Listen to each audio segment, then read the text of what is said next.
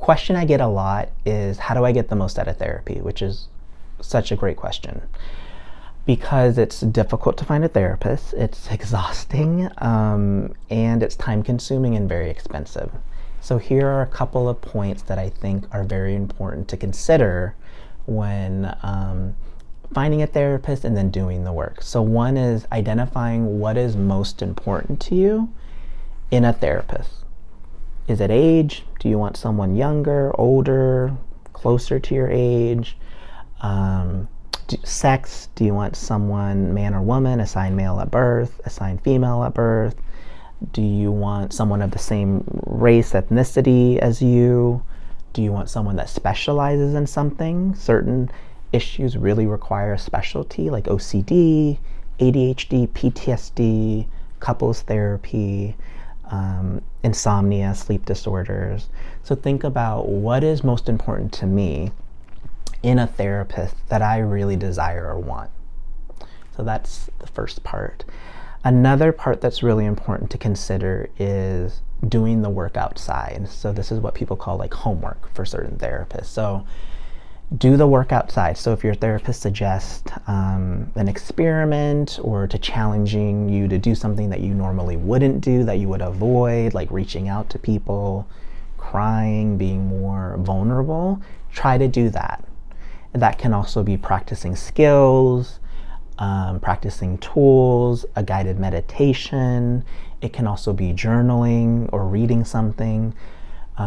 This is really important because we only see you once a week or once every 2 weeks. So really do the work outside.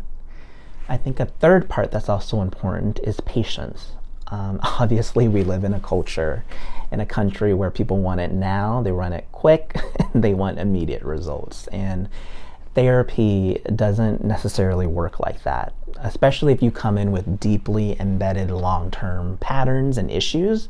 It's going to take months, perhaps even years, or the rest of your life to work on these things. So understanding that it's not going to take 1, 2, 3, 4 sessions and you're magically fixed or things are going to go away. It will require a lot of patience and thought. And you will notice that things will start decreasing, symptoms get a little bit better, but it requires patience. And I think the last thing that's really important in how you can get the most out of therapy is being honest with your therapist and giving them feedback. So if something doesn't work for you, you don't like deep breathing, some of my clients don't like deep breathing or guided meditation or role playing, then let them know. We can't read your mind, so that we can adapt your treatment plan, your therapy, so that it fits your culture, your personality, and what you like and don't like. So just let them know. And this is really important because therapy is a relationship and you will have disagreements and conflict with your therapist. So it's really hard, I know, but let them know, like, hey, this works for me, this doesn't work for me. Can we talk about this together and find some sort of resolution? Can you do more of this? Can you do less of this? So those are the 4 points that I think will really help you as you consider going to therapy and trying to get the most of it. So being patient, being honest and soliciting feedback, thinking about identities or factors or specialties that are important to you and a therapist. So if anything that I've talked to you about right now resonates, or you want to get to know me a little bit more, or you want to work with me, visit the contact page on my website and schedule a consultation for 10 minutes, and I look forward to speaking with you soon.